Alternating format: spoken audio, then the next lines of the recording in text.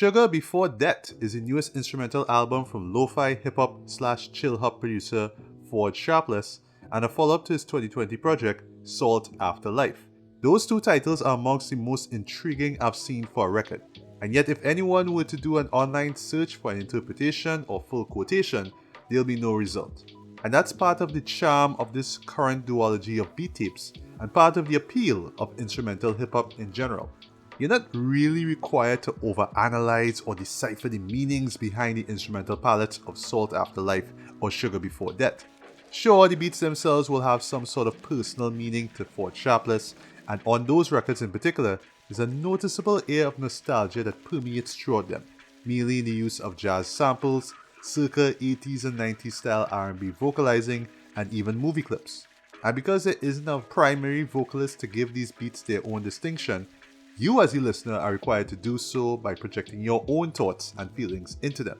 Now, I've always been a fan of chill hop and lo-fi, ever since I became aware of the stylistic imprints of the late great J Dilla onto the hip-hop and R&B songs that dominated the airwaves in the late 90s. And thanks to the classic animated TV series The Boondocks, first 3 seasons that is, not that bland and underwhelming final season, and Summery we were introduced to 2 legendary lo-fi hip-hop producers, Madlib and late great Nujabes. On a side note, even in the early years of my now rebranded podcast, I used bits of lo-fi music to set the casual conversational tone that has long since been a staple of my show.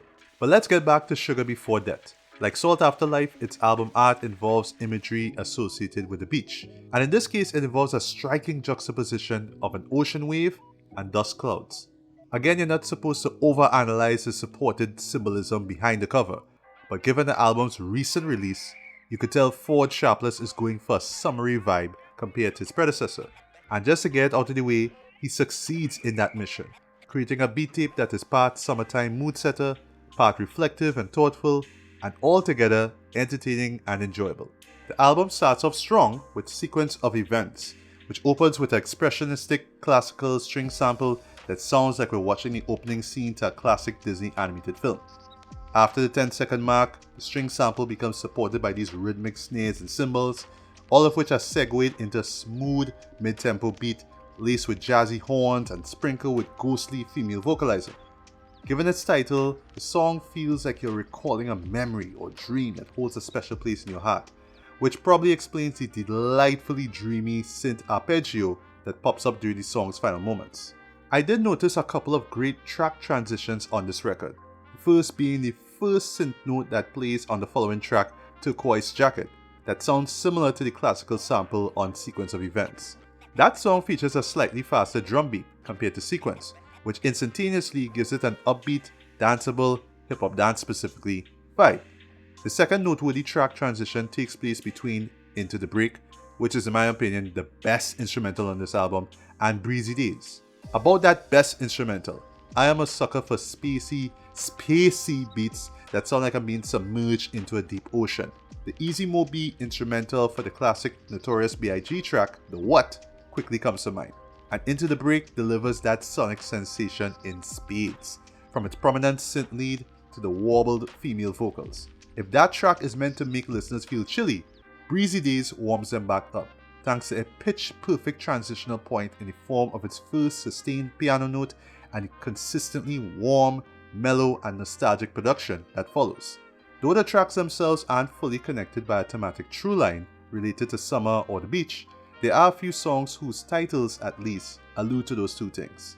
On White Foam, Ford Sharpless delivers a mix of moody piano chords, retro 80s drums, and ethereal synth chord progressions. During its climax, the production is presented in this reverbed, echo chamber-like manner, as if the beat itself is slowly dissipating, leaving behind its residue like white foam on sand.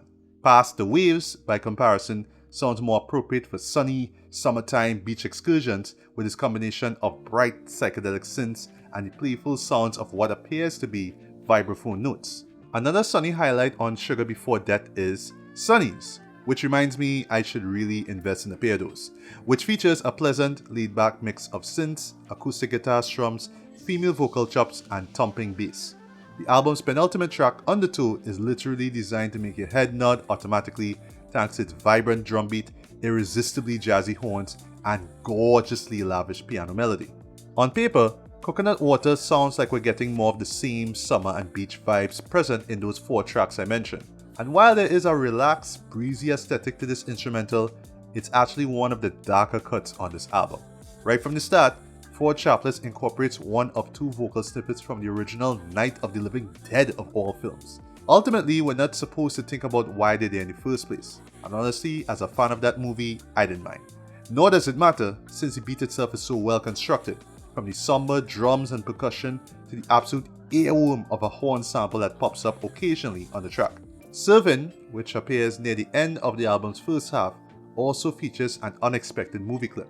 Now, I'm not sure if the opening vocal snippet is a movie clip as well, but the 70s Black Power evoking energy given off by the individual in that segment, who may either be an activist or musical artist, admittedly creates the impression that we're about to hear some politically charged rap song. But alas, no, we're still in lo-fi territory. So instead, we get a serene, reflective instrumental with the quick rhythmic inclusion of a bird call and a downbeat trumpet solo serving as the song's hook. The closing vocal snippet, however, is from a 70s movie, specifically one of the most provocative live-action/animated films ever made, and an absolute must-see in my opinion, Ralph Bakshi's blaxploitation satire, Coonskin. Not only is that some insane sample digging from Ford Sharpless's end, but also some skilled Google searching on my end to find out where that clip came from. There are a few experimental moments on the record. The song Destiny, for example, is pure, spacey lo-fi vibes from start to finish, with its hazy synth beat and skeletal drum patterns, one of which sounds oddly like a metronome. On the album single Brothers, which, given its title and promotional art, is obviously personal to Ford Sharpless, we treat it as a stripped-down instrumental consisting of a skeletal drum beat, electric guitar sample, flute-like synth lead, and bits of a phone conversation taking place between who I assume are the titular brothers. But the trippiest of these moments is easily Playing Telephone, which literally plays on its telephone concept with sounds of dial tone and a rotary phone being removed from its cradle added to the production, along with male and female vocalizing that are filtered to sound like they're coming out of a telephone speaker.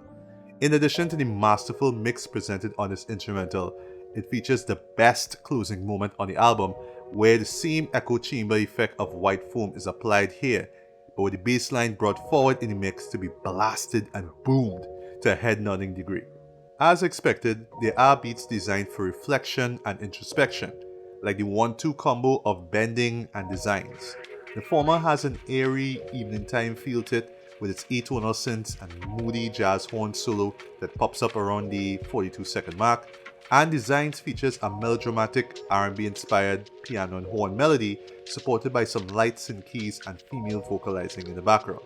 The down-tempo vibes continue on in the album's second half with tracks like the piano and synth-driven Camino, the meditative Open Windows Part 2, the official sequel to the 2024 release single Open Windows Easy, and The Vision, whose one truly notable attribute is a riff that sounds eerily similar to the synth work that rapper, singer, producer Tyler the Creator incorporates into his music.